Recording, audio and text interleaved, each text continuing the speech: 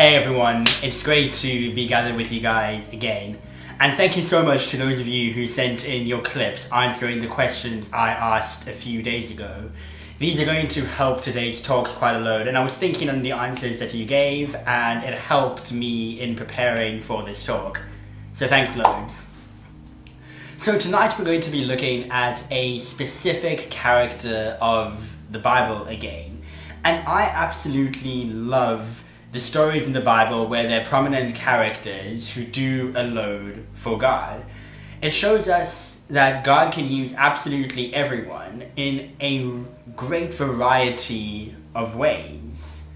So sometimes God uses people who we think, yeah, obviously God used him. Like if we think about someone like David, David was a very obvious choice for king. He was all the qualities that your typical good leader had, at least at that time. He was tall, he was strong, he was intelligent, he was attractive, he was stately, all the rest. Obviously God used him, and that's fantastic. However, sometimes God uses people that aren't that obvious at all, like in the case of Gideon. And Gideon is the Bible character who we're going to be focusing on today. If you don't know who he is, that's alright. He's only in 3 short chapters in the Bible, and he's never mentioned again. But if you do want to know more about who Gideon was and his story, because he has an absolutely epic story, and I'm not even going to scratch the surface, you can find that in Judges 6 verses 8. Judges is one of my absolute favorite books in the Bible.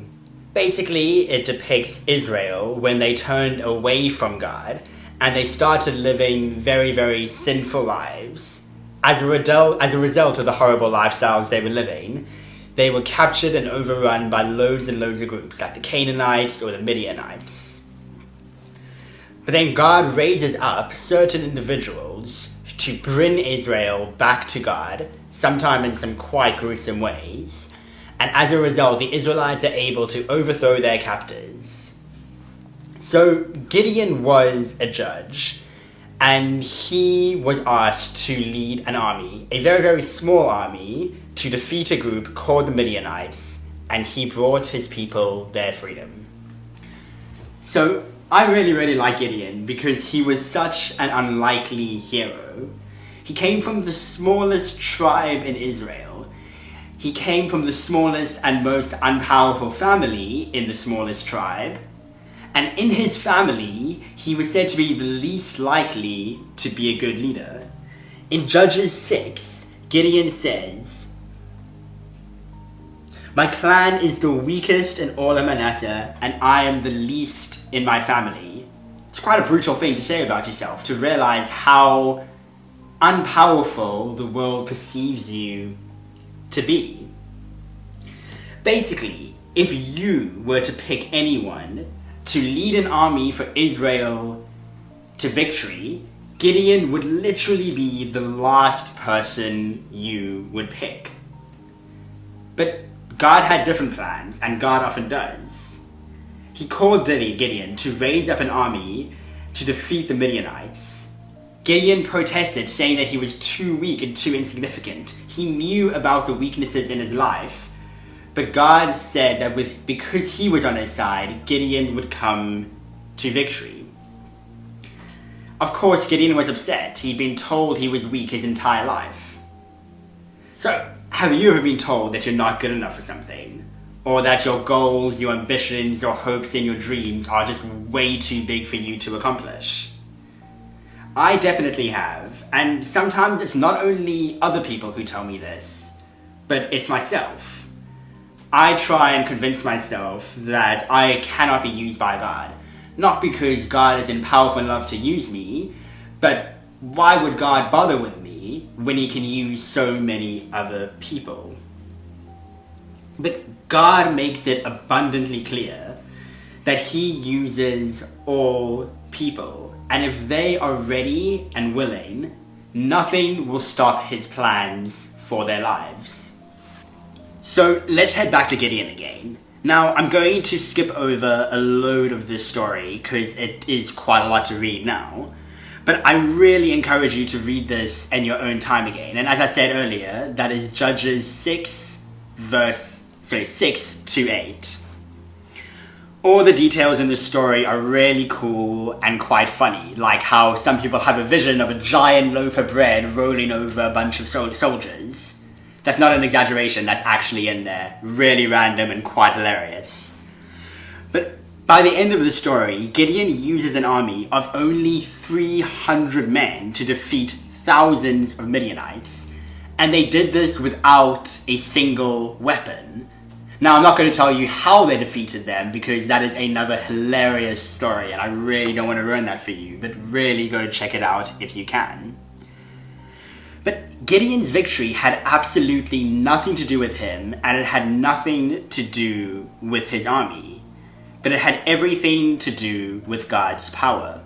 So this really comforts me a great deal. It shows me that God doesn't call the qualified, but instead he qualifies the called. And if you are a child of God, that means that you are called by God to go do great things for his kingdom.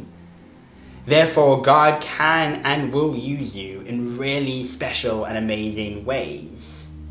We may doubt ourselves, and yes, everyone has weaknesses. But God uses us despite our weakness, and sometimes he uses our weakness to actually bring his plan about, which is really, really cool and quite exciting when you think about it. Now, if you're not a child of God, you can still become one anytime you want. And that's just simply by asking him to be, and he always says yes to that. God has a plan for everyone to abide in him, and he will use you in amazing ways. So what does this mean to us today? To me, it shows that God still has a really keen interest in our lives, and he can use absolutely anyone to fulfill his plans, even the people in the world who we least expect. The story of Gideon teaches us that even if we think we cannot be useful, God will find a way to make us useful.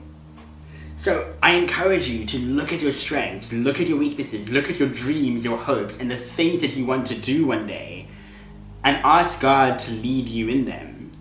He made you the way you are for a reason. He made you with your dreams and hopes and ambitions for a reason.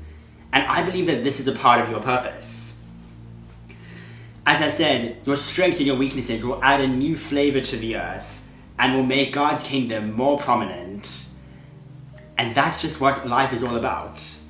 So right now, if you feel like a Gideon, I want to pray for you, and I want to pray that you would see your value in the world and be ready and willing for God to use you to make a difference to the world around you. He doesn't have to use you in one big, massive way. Sometimes he does, but more often than not, he uses you in lots of small and different ways. And this can be loads of things, like bringing joy to someone's life, or fulfilling something really tiny in that day that will make his kingdom even bigger. I really believe that life isn't so much about us achieving one big thing, but it's about us consistently and every day doing loads of small things to make God's kingdom more evident to others. We're meant to show the love to Christ around those around us. So let's just do that in lots of little ways every day. Never doubt the impact you have in the world around you. With God on your side, you can and you will change the world for the better. So let's just take a moment in prayer. Father, thank you so much for the story of Gideon, and thank you that you want to use each and every one of us in profound ways. Lord, I pray that we won't let our fears or failures get in the way, and we won't let our own insecurities distract us from the plans you have for us. And Lord, I just pray that if there's anyone right now who feels like their dreams and purpose aren't really taking off, I pray that you'll just speak to them and let them know how they can be used by you. I pray that you'll give each and every one of us passions and something to work towards, so that we can go to bed each night knowing that we made the world a better place for you. In your name, amen.